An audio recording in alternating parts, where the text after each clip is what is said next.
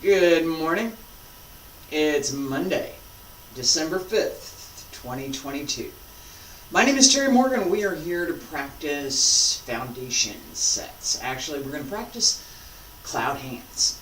One of the things that we're doing in this particular period, or one of the things I'm doing in this particular period, is reviewing and paying attention to the foundation work that I need to do what I have planned. I have Dragon Sword and Wudang planned. Both of these require a greater extent of movement than I have right this minute, and they require paying attention to some things that I pay attention to all the time, but in a different way. So, each time we practice, we pay attention to our movements. We pay attention to how we move. We pay attention to what we're doing in the movement. With Tai, we have a number of internal requirements as well as a full range of external requirements.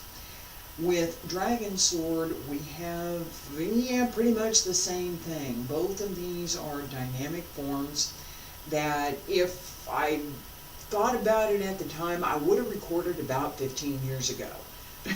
I have some, I'm not sure how much, of recordings, some recordings from way back. But I don't have Tai. I have some really old practice recordings, practice sets of me doing Dragon Sword, and there is some footage of Professor Liu leading a class in Zhengzhou. So there's some footage out there. There's some things that I am going to make available, and I know I keep saying this. I keep getting stuck on other things that I'm trying to get done. It's not that also just because the story that I've been working on is I'm really close to making it way more public than it is. So I that's what I have been working on.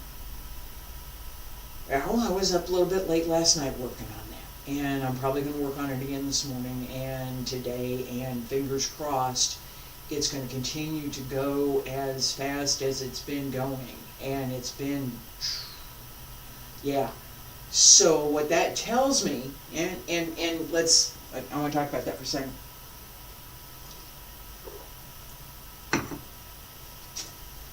Alright, part of what that tells me is that I'm doing something right. Okay? This is the same skill that we use in practice, and that's part of what I was talking about, that there are skills that I use all the time, but not in this way. Now, I was speaking specifically of some movement things, and yes, we are going to do basic stretches in just a second. I'm getting warmed up, aren't I? Yeah, this is, we talk a little bit. Hi, how you doing? Good morning. Here we are. Let's practice. All right, now, this,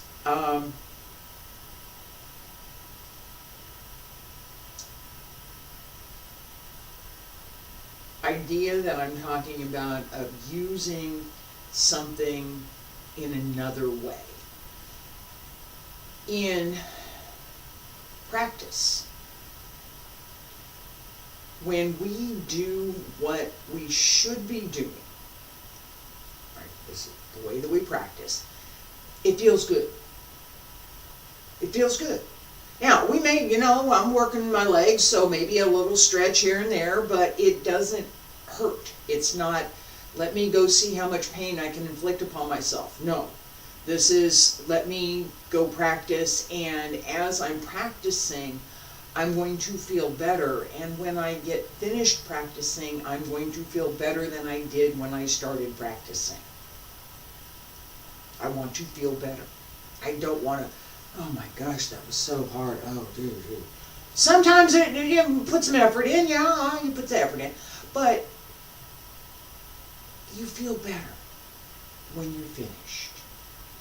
You learn something, and as you are practicing, that sense of this is correct, this is what I should be doing, this feels right, and the movements, the internal workmanship, everything comes together and it's smooth and complete. Being able to see that is one of the things that we need to learn, all right? And being able to see that not only in our practice here, but in other things that we do.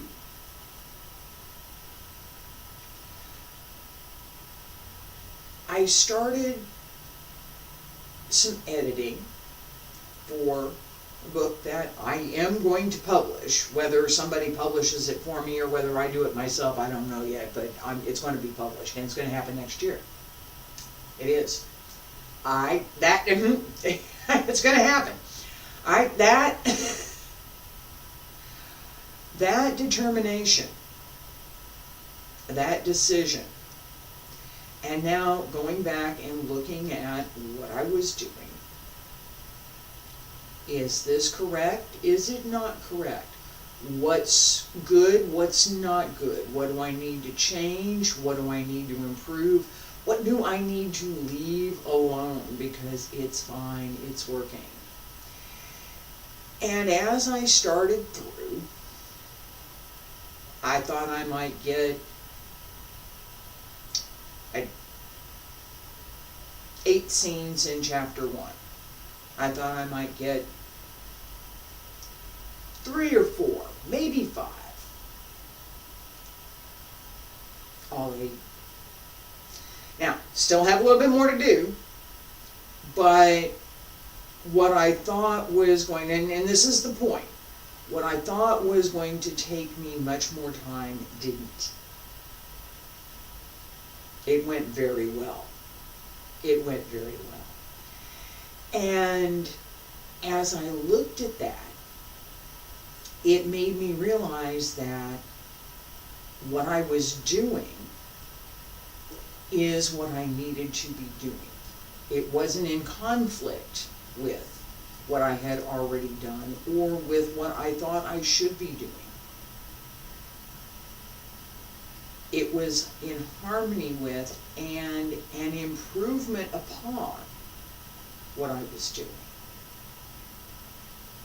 That's exactly the same thing that we do in physical practice, in martial arts practice, all of it. It's exactly the same. Leave about shoulder width apart. Wiggle the toes, wiggle the fingers. Open the arms, hands circle in front, pull up through the spine, pull up through the center, up along the center line, reach out. Yes, I am moving a little fast. Keep going. And reach out again. One more time.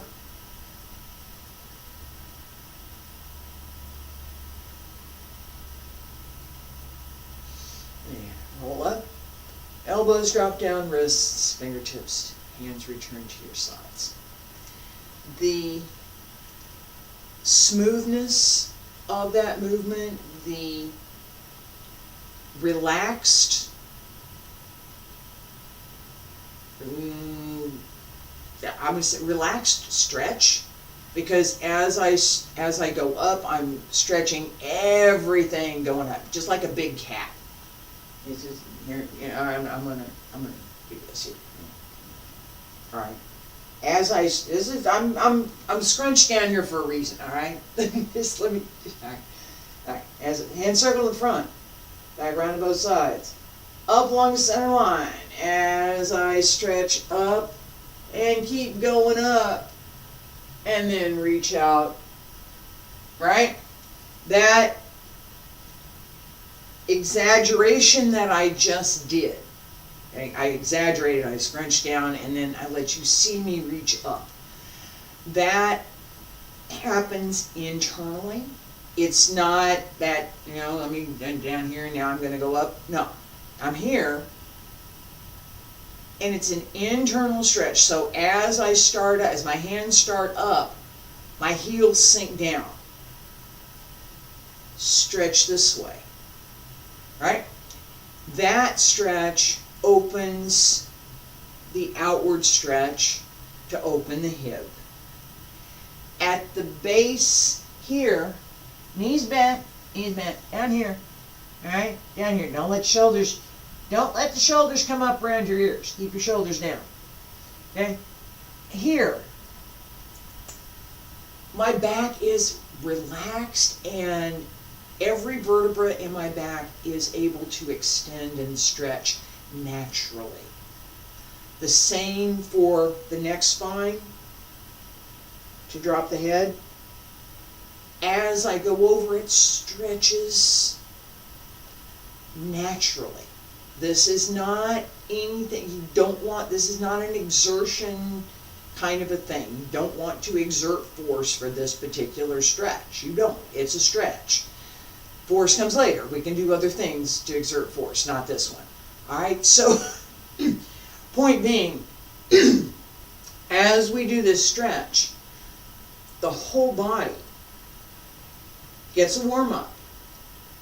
That's why I give this one particular stretch. Now, I've explained this more than once, but it bears repeating.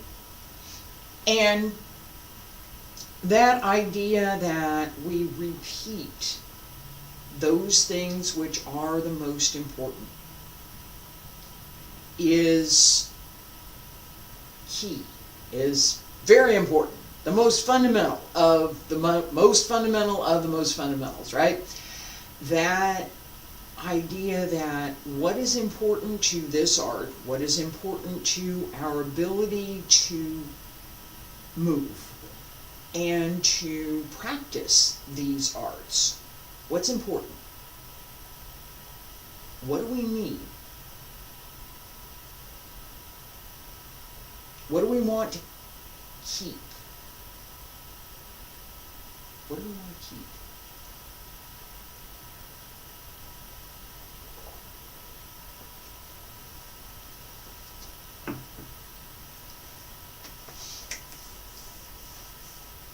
I've kept these sets for over 40 years. Yeah. What do we want to keep? That's what we practice. And we repeat it over and over and over again, because that's how we keep it.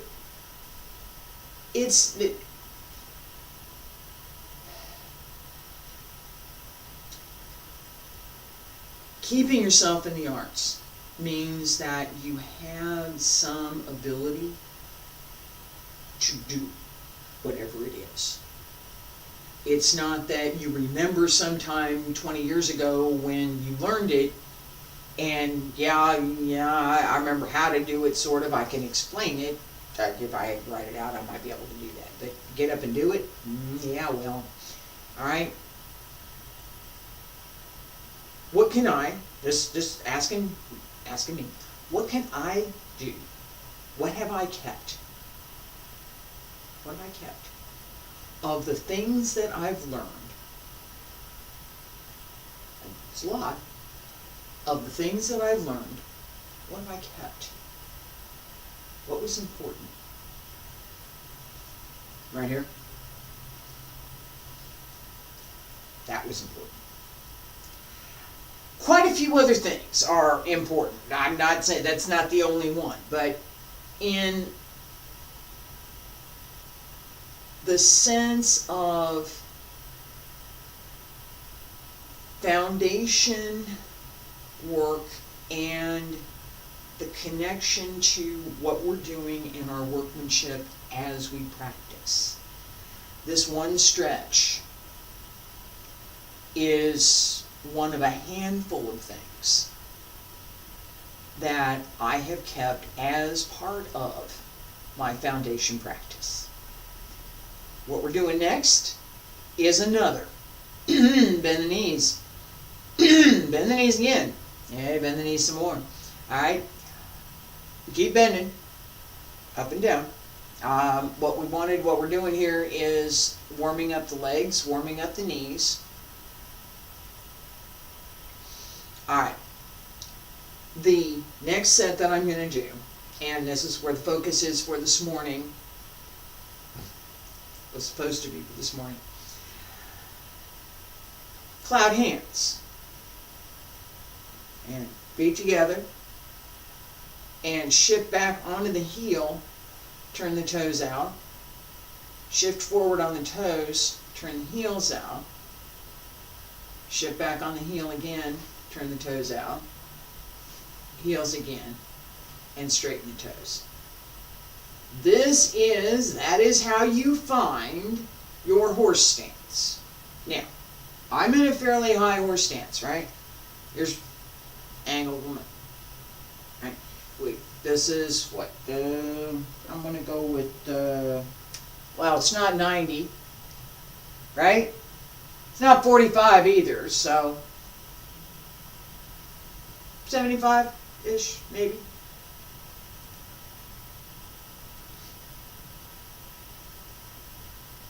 That's lower. It is. Alright, so legs parallel to the floor and push. Push. Push down. Come on up. Alright, if you can do that, good. If not, how did I get there? Right? From here, open, open, open, open, set. Open the hip, drop the back, drop the tailbone, pull up through the center, and bend the knees.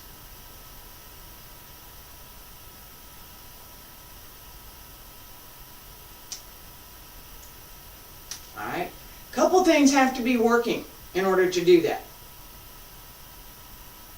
The weight has to be supported, and I'm staying here for a reason. The weight from the hip up through the torso has to be supported by the torso. Right here and through the spine as we pull up to sink down. Seriously. That sense of opposition is part of our physical effort. That connection up and down is part of our internal effort. We need to be fully connected. The Bai Hui and the Huiyin at the base of the torso need to be connected. They face each other. So this up and down, the Qi comes through the Bai Hui, down from the Huiyin, circulate up. That small heavenly circle from the lower Dantian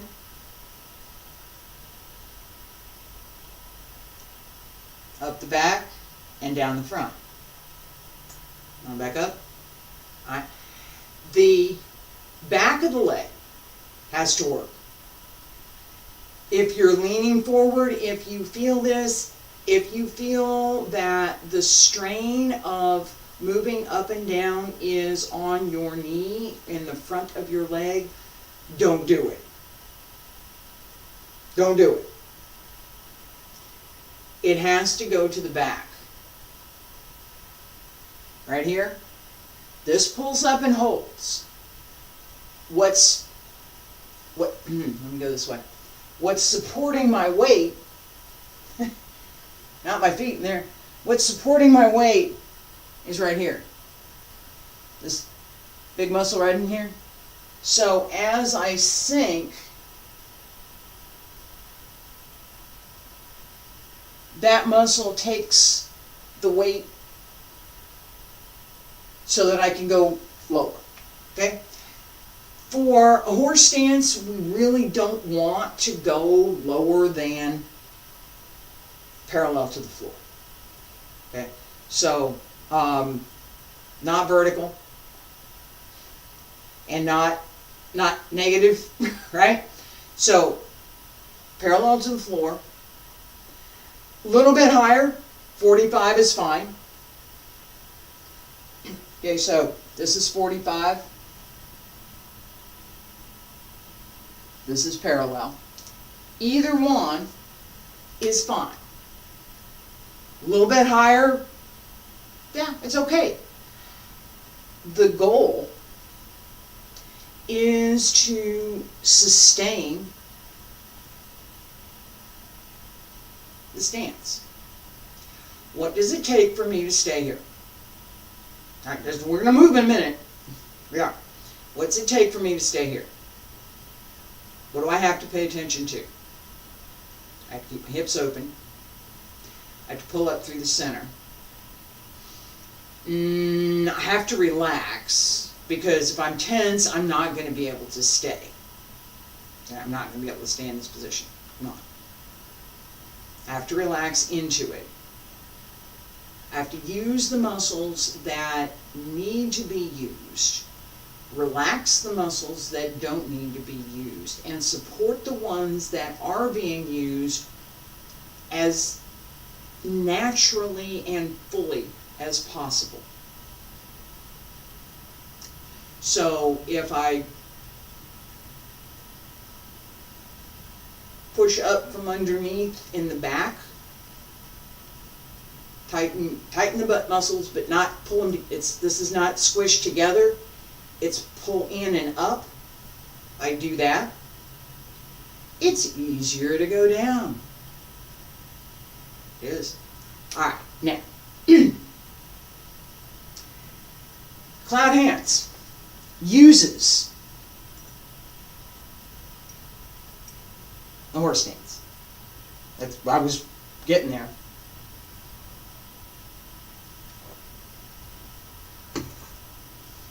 All right, so if you already know what a horse stance is and you're capable of remaining in a horse stance for, I don't know, a minute, 2 minutes, give or take, your choice of how high you are. Minute, 2 minutes is a lot. All right, when we do that, if you can do that, then all of this that I just talked about isn't something, it's something you already know, okay? Maybe, maybe not, right? This is why I'm going through in this detail. One of the things that, and I talked about this at the very beginning, one of the things that I was looking at is, what do I need? What do I need in order to do what I want to be able to do with Dragon Sword and Wudang Tai. I want to be able to do certain things. What do I need? Well, one of the things I need is this low work. All right, so there's going to be some more of this, by the way. All right, we have a horse stance. Feet together. Open the toes. Open the heels. Open the toes again. Open the heels. Straighten the toes. Set. That's it. Cloud hands. And I'm going to use Yang style for right now. This is cloud hands. And I'm going to slow it down. Alright? But you can see where I'm going with that, right? And why I was talking about using the legs and paying attention to where your weight is and how you turn. Right? Yeah, I did open that up while I was there. Alright, so, used to be able to go a little bit lower. I'm going to get there. And that's one of the reasons that we're doing this, alright? So, what are we doing? From here, we're in horse stance. Right knee, outward circle. This is our outward circle. We had inward too, but we're going to do outward circle. Outward circle. Around the outside of the foot,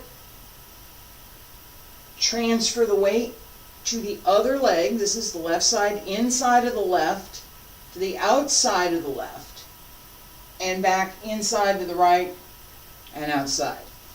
This is a figure 8. Goes this way. I'm gonna draw it this way. It goes here and comes across. Right? The practice that we have, and I haven't given hands yet, right, as we're turning, using the whole body, opening the hip, supporting the weight through the torso, through the back, so that we can go up and down. Gives us the ability to move from side to side as well. Alright, so as we're turning, the leg stays around the foot. The knee does not drop to the inside, beyond the foot. Here's my foot over here. No. Yes. No. Yes. Doesn't go to the outside either. No. Yes. No. Yes. You don't go beyond your own range. This is so important for your knees. It's so important for your knees. Again, if you're feeling it here, in the knee joint, or here, you're sitting wrong. You should feel it here, through your butt. That pull up through your butt. You really need to pull up. And the back of your leg. You'll feel it in your calf muscles too, down here. You feel it down there, absolutely. Alright? Not in the knee. You need to pull a little bit, yeah, but no, you should not feel strain in the knee. If you do, work higher until you're comfortable to sit back so that you don't. And that when you draw, right here, this is where I have to do it, right here, there. I have to open my hip more in order to go further. All right, just the legs. I'm going to turn around. Just the legs. We're going to start to the right. And sink. Turn the knee. That figure 8. Find that circle on the right side and the left side. Find the connection between those circles. Figure 8. And turn. Again. Relax through the hip. Relax through the knee. Use the foot. 2 more. 1 and 2. And going up. You notice that I sink down before I come up. That gives me addition. It does 2 things. It gives me some additional ability to come up, that being able to use that counter force to bring myself up, and it helps to further open and strengthen my legs so that next time, just a little bit, maybe just a little tiny bit stronger. And that little tiny bit stronger adds up. It does. All right. Hands. What are we doing with the hands? Cloud hands, right? Why, y'all?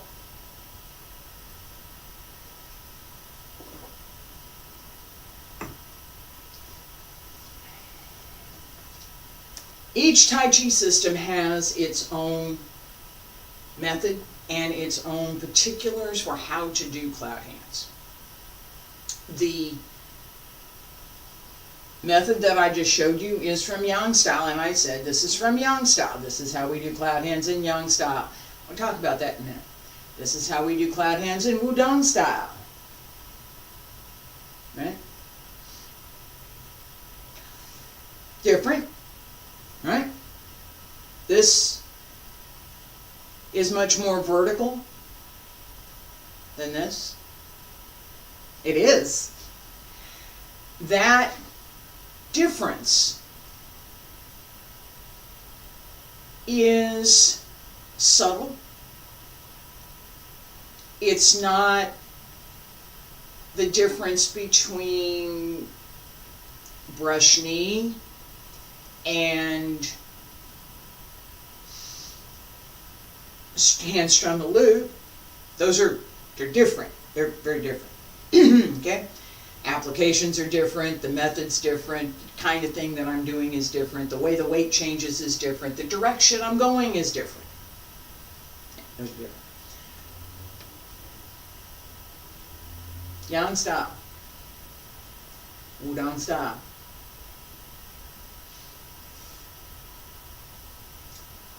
The applications are the same. The direction of movement is the same. I'm doing outward circles for this. The circle, the pattern that I'm working is different. Why? Part of it comes from where the art came from and how it was developed. The same, and I'm going to expand on this just a little bit, the same holds true for Chen style, for Wu style, for Sun style, for Wu Hao style, for all of the Tai Chi systems. As they were developed, the person who developed them used, and for all of what we have, it's his abilities to develop the art.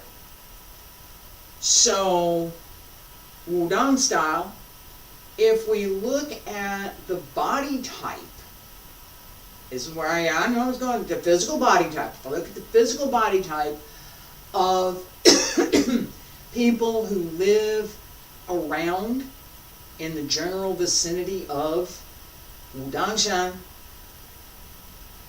the body type tends to be somewhat slender. Okay, and I'm going to compare this in a second. Somewhat slender, a little bit elongated, so that the person tends to be just a little bit taller, right? So they're standing up a little bit taller, right? It's not an affected thing. It's a natural extension of the human body. It's part of how we develop as humans. That what's my body type? Okay, so a little bit more extended. Okay, as opposed to being more compact, which is a characteristic of some people in southern China, as well as certain people from northern regions. Okay, it's just a human characteristic. Okay, in that body type, what kinds of movements are going to be the most advantageous for that body type? Seriously. Someone who is 5'4", 130 pounds, very quick, nimble, a lot of flexibility, would be able to do quite a few of the movements extremely well. Someone who is 6'2", 320. This is a big person with a big body, right? They're heavy. They're going to be able to do some of the movements, but not the same way and not to the same extent as that nimble person. the larger person would be able to do these broad, sweeping moves much more effectively than the little guy.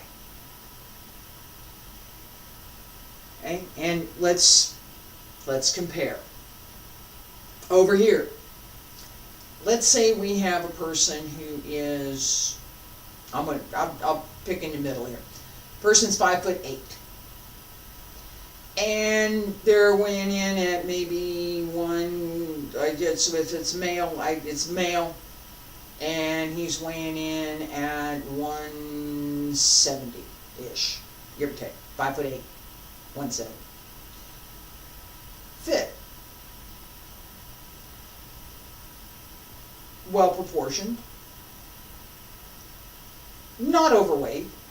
5'8", 170 for a male is not overweight. It's not. Alright, and as he moves, he has flexibility and he has quite a bit of range of movement.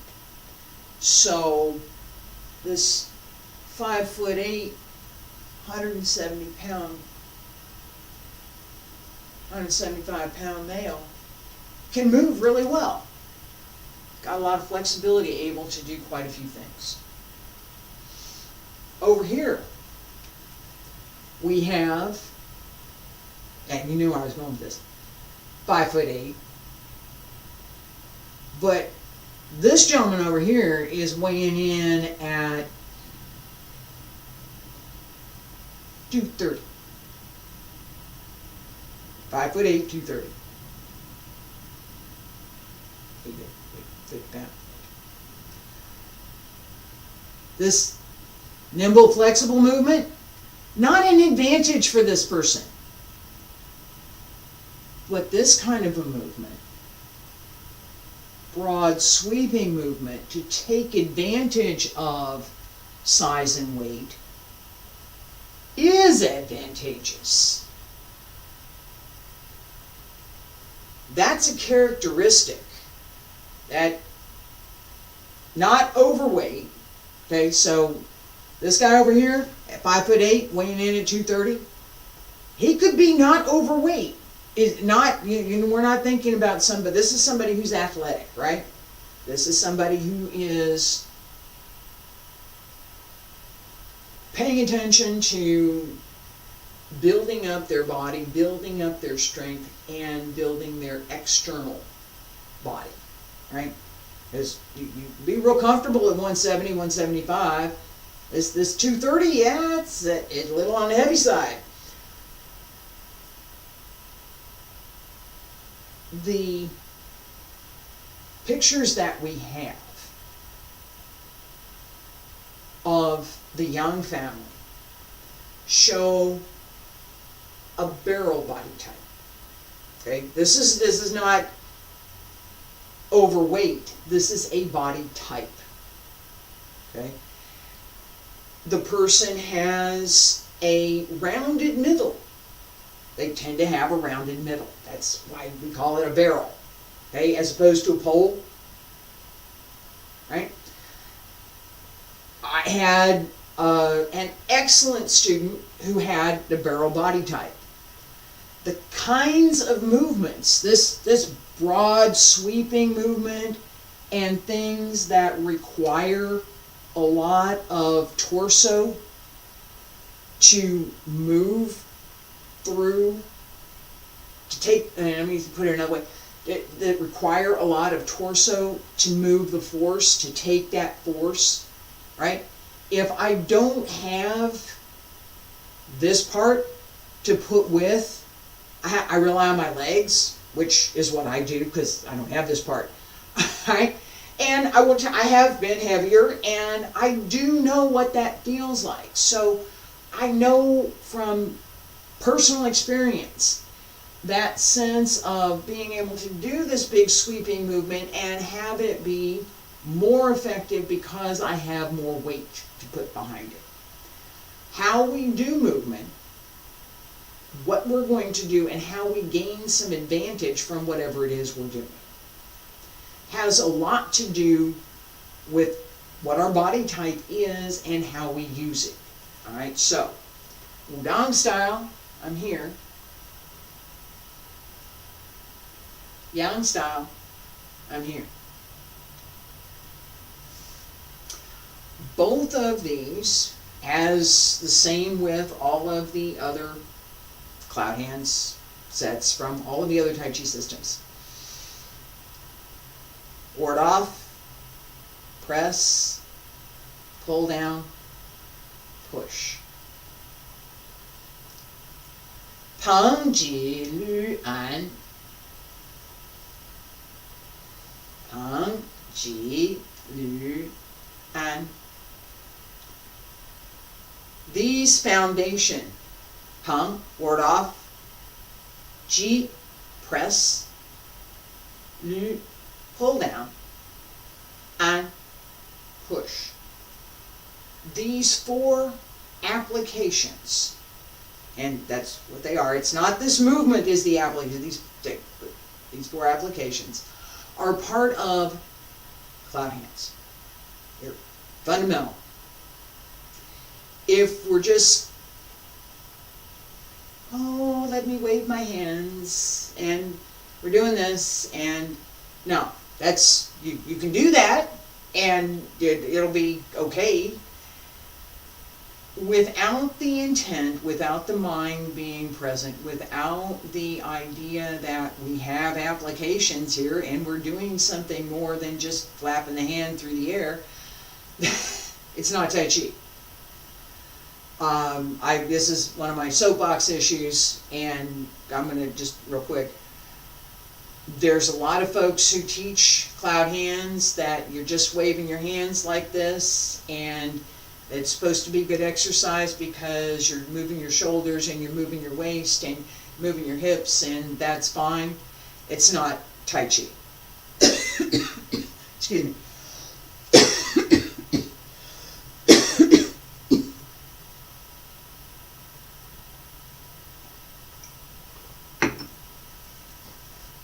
It's waving your hands in here. Okay? I don't teach waving hands in here. No, I don't. And I find it unfortunate that there's too many folks that do. Anyway, that was it for that. All right, now right hand, left hand. This circle. On the right side, I'm going to the outside. On the left side, I'm going to the outside. The same as with the feet. So, right side, big circle. Pang, Ji, Lu, An. Come back around. Pang, Ji, Lu, An. Right, come back around. This is Pang, Ji, Lu, An. Come back around. And all right. And this is a lot. Just, yeah, if this is something that you've never seen before, it's a lot, okay? Just keep going. Right hand comes up, left hand is down. Right hand goes down, left hand comes up. And they both trade places. The same idea as we're transferring the weight between the legs. I'm going to do this slowly, very slowly. Turn to the left, right hand up, left hand down. Left hand palm down, right hand palm faces you.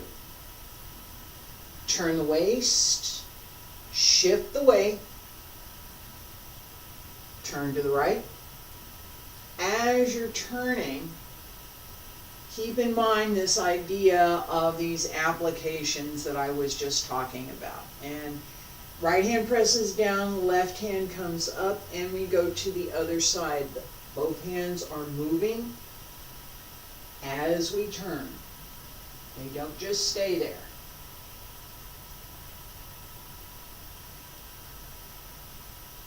And to the right.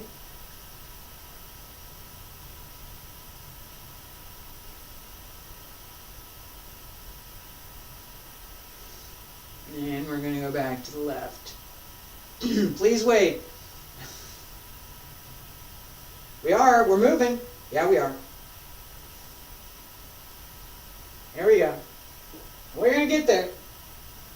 get there.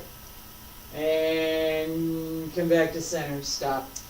All right, that slow motion movement is fundamental. It's how we find what we're supposed to be, where we're supposed to be. Here, right here. I set my weight into my right heel. Push down, turn the waist. Seriously. Turn to the left.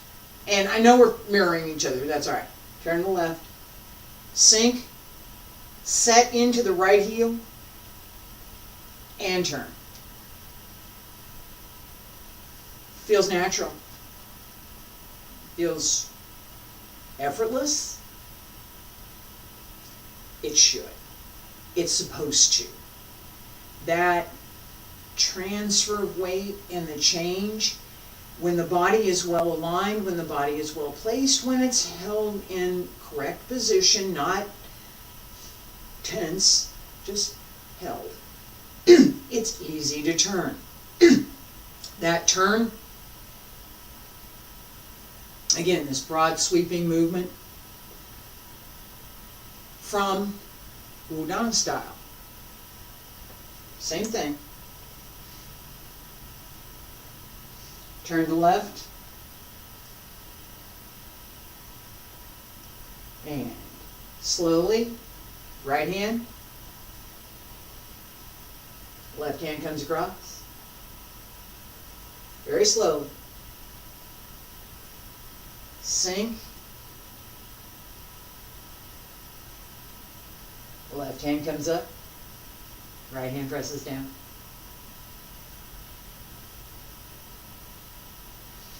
Other side. Right hand comes up. Left hand presses down. Alright. Notice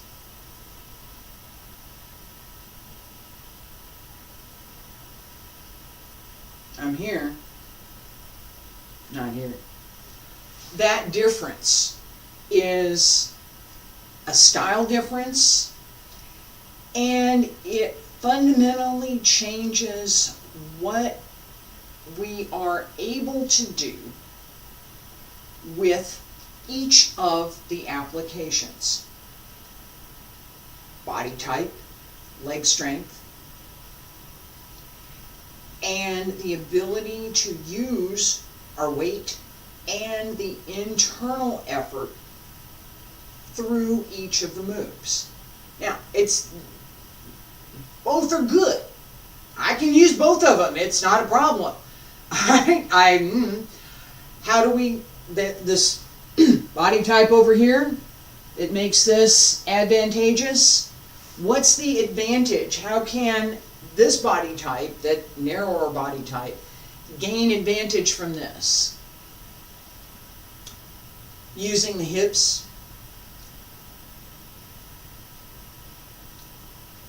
When we connect the hips and the shoulders and the hips and the shoulders, right? When we have a good connection between the hips and the shoulders, it gives us the ability to turn into the hip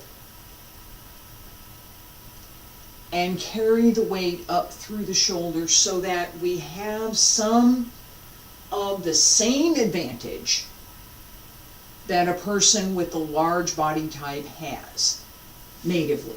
It's just there. They have that advantage. They can do this. Somebody else going to have to compensate. Again, part of the reason that I'm really well able to talk about this is that I have been heavier in the past. There's video of me being much heavier. I know what I did. I know how it worked. I know how I used that to my advantage. How do I gain any advantage from that now? I'm not heavier. What do I do? Connect the shoulders and the hips. Work through the waist and through the legs to connect throughout the movement so that the whole body carries, not mostly the torso. Okay. On this side, I have some advantage. I have a lot more flexibility, and I have some, I'm working vertical, right? So I'm paying attention to, here's my torso. This is what I'm here. I'm still paying attention to my torso, but not nearly the same, right? Direction of movement is a little bit different. How does this person gain some advantage from this? Because they're not as flexible.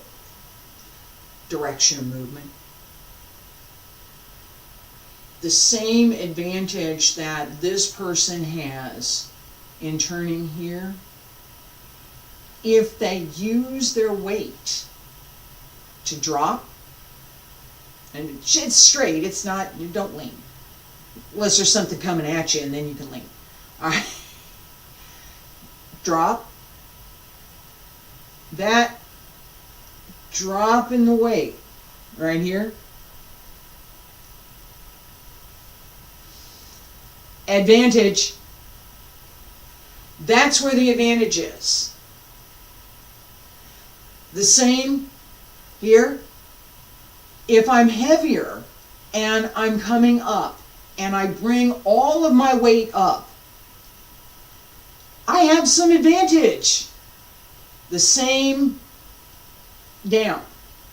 I don't have the same advantage through the turn. Okay, I don't. That's okay. I can do a different turn.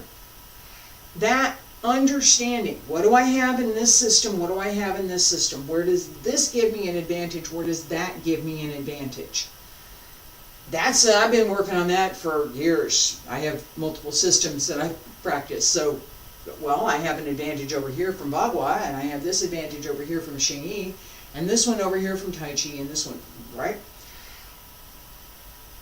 Last set for this morning, we're going to work on not push hands. We're going to work on cloud hands this week. So we'll be back to this again tomorrow. The last set for today, not too slow, Yang style Tai Chi. This broad sweeping, nice easy turn. Not too high, not too low. And I'm going to do a count of 60. Yeah, find a comfy spot for your feet here. Turn to the left, right hand up, left hand down. Not too fast and not too slow. Pay attention to your legs. Keep the weight well supported through the torso. Do not go past your foot. Keep your knee inside your foot. And turn.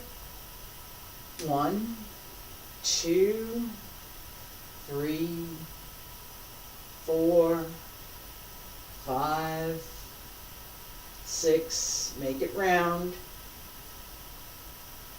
8, 9, 10, 11, 12, 13, 14, 15, 16, 17, 18, 19, 20, 21, 22, 23, 24, 25, 26, 27, 28, 29, 30. And come on, stop. All right, I know I said 60, we're going to stop at 30. That nice, easy, Pang Ji Lu An, come around, does not, it's not separate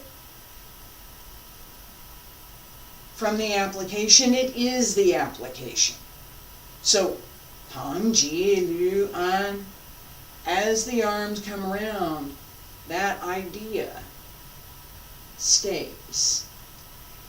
And notice my hands are not stiff, they're moving. They're not doing some funny thing that they're not no odd weird movements, but nice and easy. And the whole body turns, right? That motion. We can move more quickly. We can move a little more slowly. We can move with more definition. We're going to work on that this week.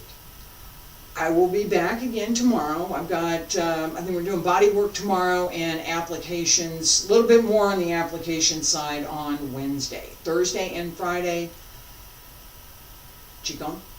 Thursday, foundation sets. Friday, the advanced sets. I hope you'll join me. Thank you.